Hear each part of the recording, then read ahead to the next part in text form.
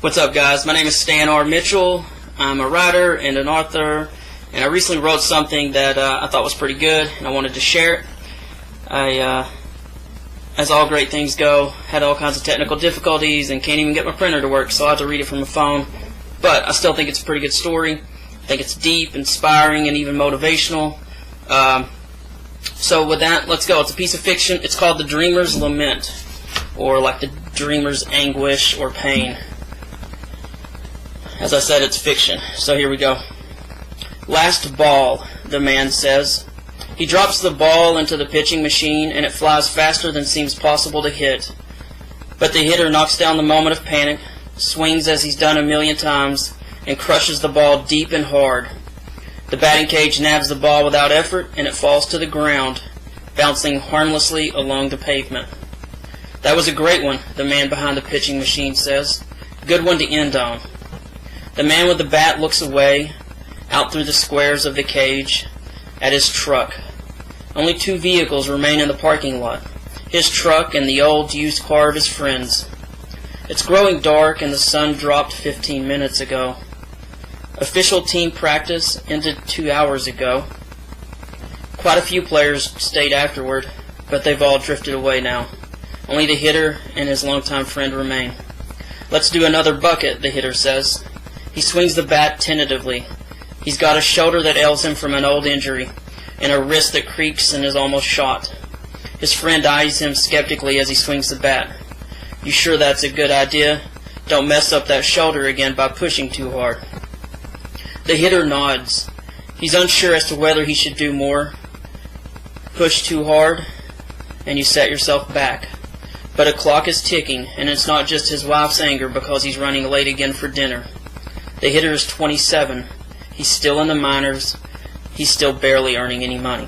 Load the balls up, the hitter says, his voice strong and confident. Across town, a rider hurries up the steps to his desk.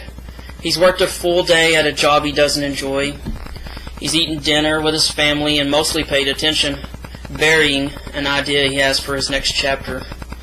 He's even gone the extra mile, and after helping the 8-year-old girl with homework and the wife with laundry, he's sacrificing personal time to chase his dream. Game of Thrones is on TV, and his wife has begged him to watch it with her. He defers. Everyone will be talking about it tomorrow, and he'll yet again be the guy who's not cool, who's not in the know, who's still the delusional dreamer. He made $20 in royalties last month, and he hasn't had a new review on his books in more than several weeks. But he knows they're good. More importantly, he knows he can be great. Hell, he'd read part of a bestseller during lunch, and yet again cursed the fact that the book was average at best. He knows he can do better. He knows he can make it big. If he just doesn't give up. If he can just keep believing. But he sits down and his forearms and wrists immediately start to hurt. How many words has he written in his lifetime? How bad is the carpal tunnel syndrome? He hears his wife gasp from the living room below. Game of Thrones must be really good tonight. He starts writing out the idea he's had in his head, but it doesn't seem as good as it did earlier. Nonetheless, he knows the rule, quote, writers write, end quote. He ridicules his weakness and doubts. He starts writing anyway. He puts a few lines down, but they miss the mark. They don't seem as good as he thought they would. He looks away, stares out the window, then buries his head in his hands. 4 blocks away, it's now grown dark. A lady laces up her gloves. It's heavy bag time. She's already done 45 minutes of running for cardio, then an hour and a half of jiu-jitsu. She's rolled around the floor, escaped hundreds of holds, and applied some great chokes and mock ground and pound during that session. Now it's time to work on her kicks and punches. She's a full-time fighter now. Doesn't have to work the day job anymore, which is great, but she's only earned $20,000 this year from a single fight, and the debt is starting to grow. Worse yet, she hurt her knee in that fight, but she can't afford the surgery, either the cost or the time away from the ring, which is the only place she gets paid. Almost no one that she knows, other than her fellow fighters, supports what she's doing. Her friends and family say women shouldn't fight. It's too barbaric, they say. She'll get hurt, they argue. Shouldn't she be getting married and having kids? She's 30. Wonders if maybe they're right on this night. Then she pushes down the thought.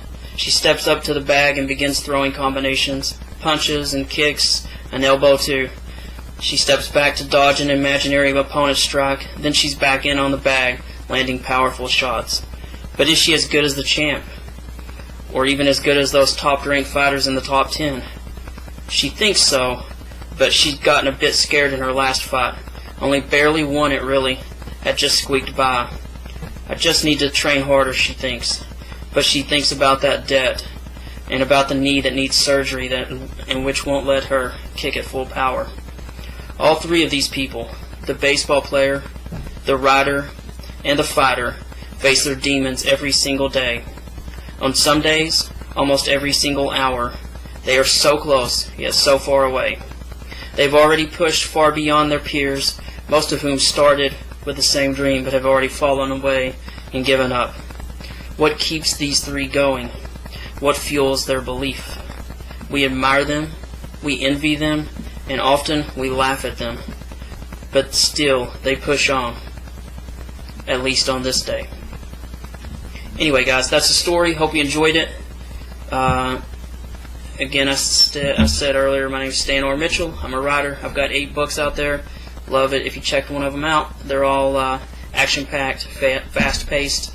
You can find them on Amazon. If you enjoyed the story, please share it with others. Hopefully they'll enjoy it as well. Thanks so much, guys. I'm sure we'll see each other again soon.